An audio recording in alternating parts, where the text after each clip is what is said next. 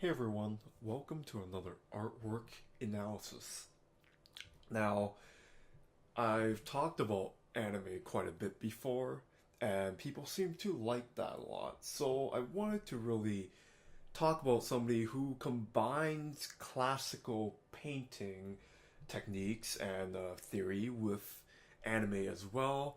And I'm sure a lot of people are big fans of this guy. He's a Taiwanese painter with the anime style known as Krenz Cushart.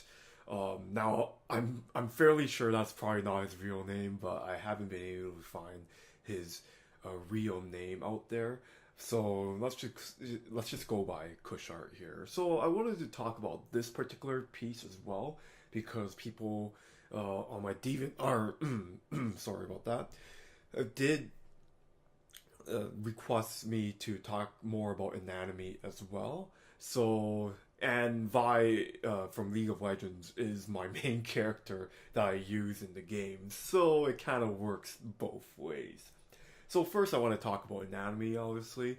Second, I want to talk about a bit of lighting and the use of Fresnel lighting as well. If you're not sure what that is, then feel free to stay tuned for myself to explain that. And then number three, I want to talk about temperature shifting and why something that seems monochromatic here kind of works. So first, I want to talk about anatomy. Now, obviously, this is a very exaggerated anatomy. If you look at the main character, the character from official art as well, you'll see that she's kind of voluptuous in the easiest way of really describing her anatomy. So Cushart kind of pushed it as well, but despite that, he still demonstrates a lot of the fundamental anatomical knowledge and the structure. So it's an example of while anime is very stylized, you do want to retain foundations of art and the art fundamentals as well. So let's really just briefly talk about it. So obviously we have the rib cage here. So actually no, we can talk about the gesture first. Fantastic gesture. So really quickly you see that the entire pose is very dynamic and it kind of works for this composition as well because it lets you look at every uh, area of the canvas, and that's always a good thing. So whenever you're planning for um, a portrait or that sort of thing, one of the bigger mistakes is that people don't really utilize the canvas to the full degree to every little dimension. So really plan your posing and really see how much can your anatomy for your character go in order to create an appealing composition on top of not breaking the anatomy.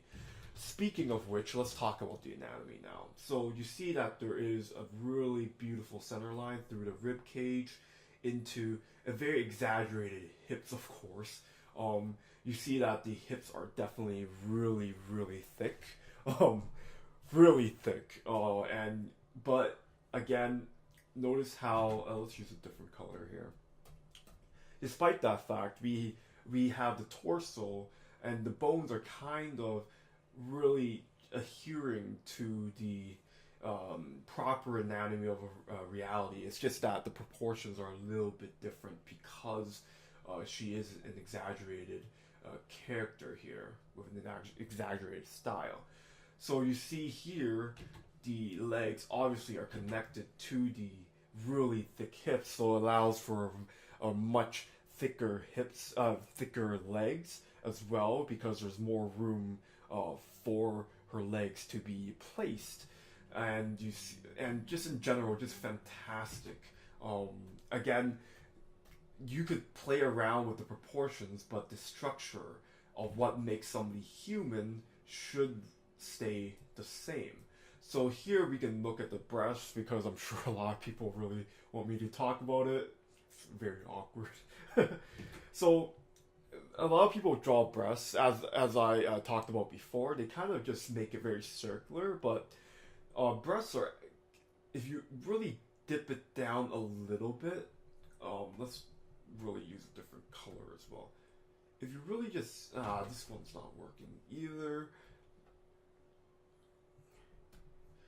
Yep, sort of works.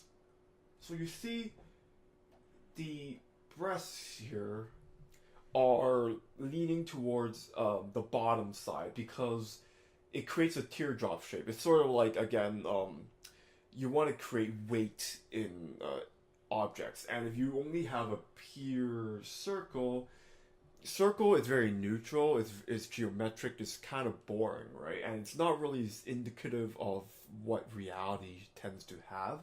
So when you are drawing breasts, make sure that the um, breasts are sort of like a teardrop here. So this creates a sense of weight on the bottom, and this is what Cushart does really well here. And of course, he places it properly, so it is structured very well. It's aligning with the nice center line here, and even though it's exaggerated, we know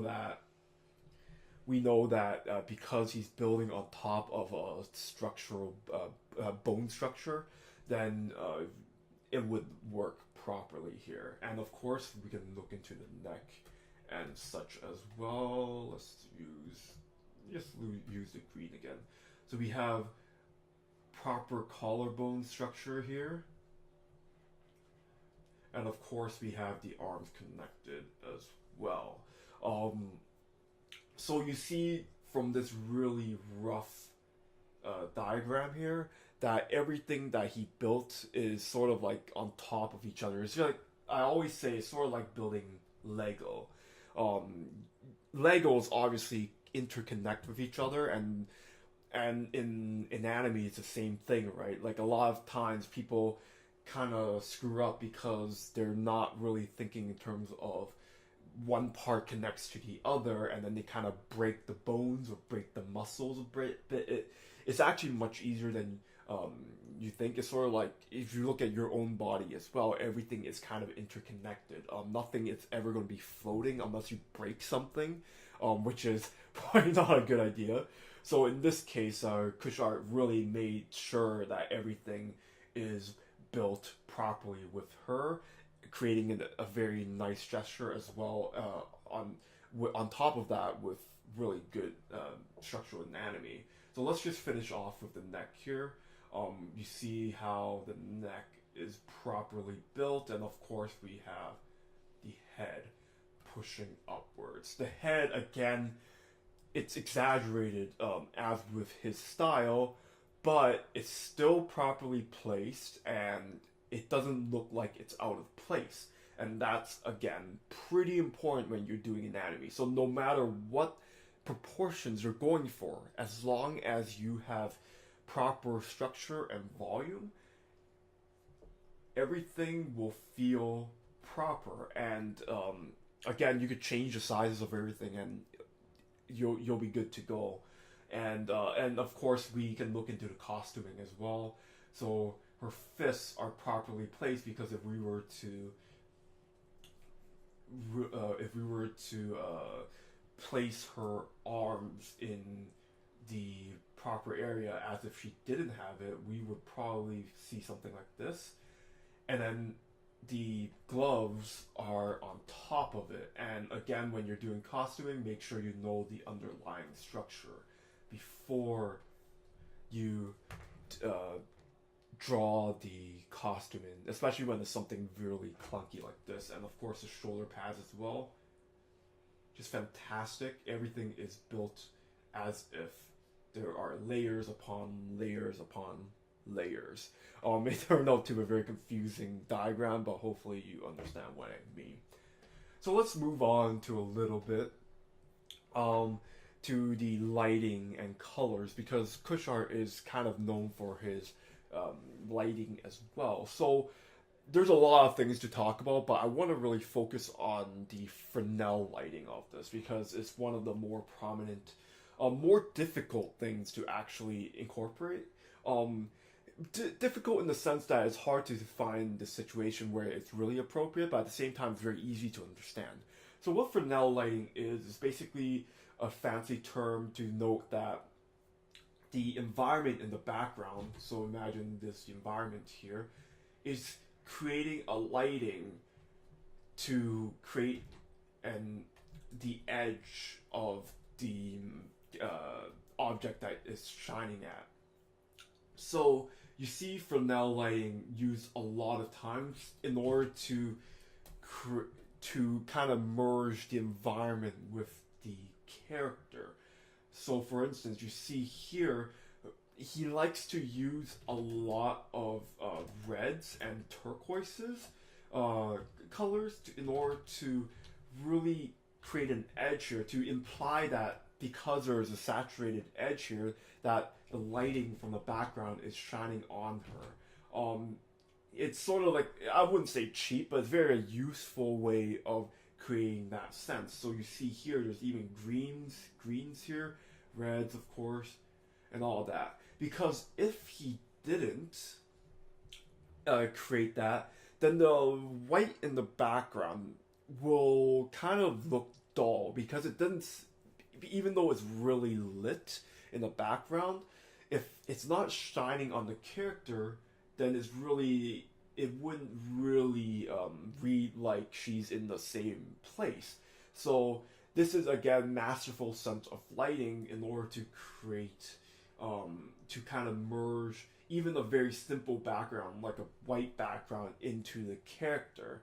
And again, white tends to imply that it's a light source, so if you don't really take that into account, then your subject matter might not work. And in this particular situation, Fresnel lighting, the backlighting into the character, works really well.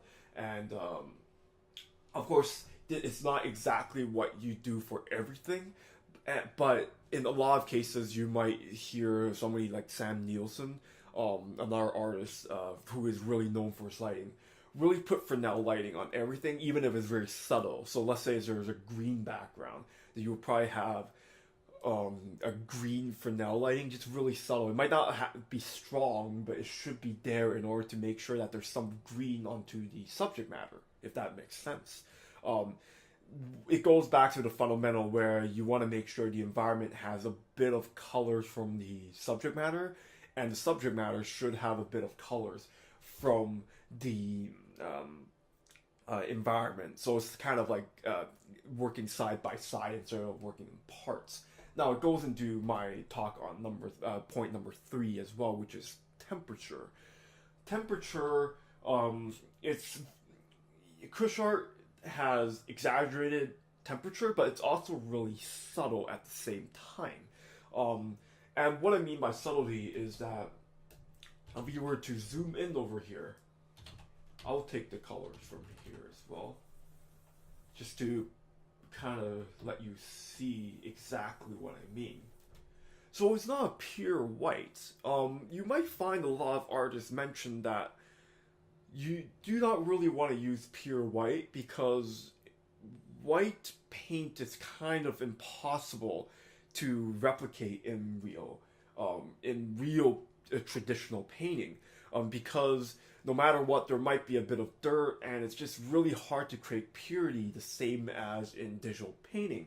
So what Cushart does is that no matter what he does, there's no pure black, there's no pure white. There's always a bit of color play going on in order to make it more varied, to make it more interesting. So in this case, he uses a very turquoisey color and a very washed out red color in order to create a wiggling white. And I'll probably be talking about this more extensively, but when you have complementary colors of the same value, and they're kind of like sort of just painted over on top of each other, it creates, your eyes are kind of tricked into thinking that they're kind of mixing together. So in this case, complementary colors mixing together will create a neutral color, which is white. And it's very clever use of temperature here in order to make things more interesting. One more point to avoid dragging this video too long. with her body as well.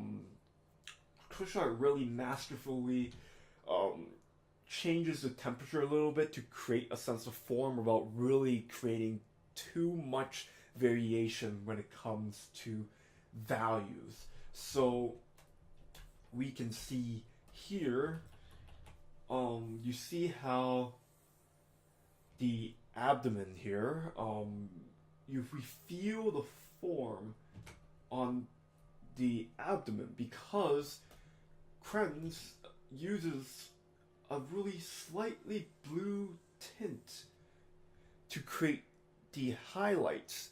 Now, it's still considered not a highlight, it's still considered in shadow because technically the main light is in the background here. But there's always going to be environmental light shining in order to create a nice form so it doesn't look too flat.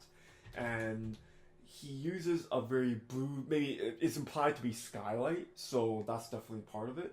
So a skylight in order to create the sense of form on the abdomen here. Very clever use, and it's also utilizing temperature, a very cool, very slightly different valued blue to create that form. And again, really subtle temperature shifts.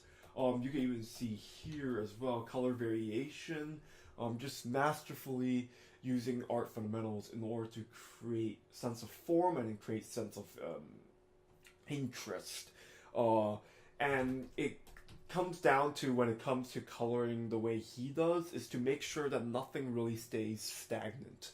You'll find that the best painters will always have sort of a dance of colors, no matter what they're depicting. And when you make sure that there's just little sparkles of imperfections, those imperfections will go a long way in order to creating the sense of really nice colors that doesn't feel unnatural in your paintings. Anyways, thank you for watching, and I'll see you next time.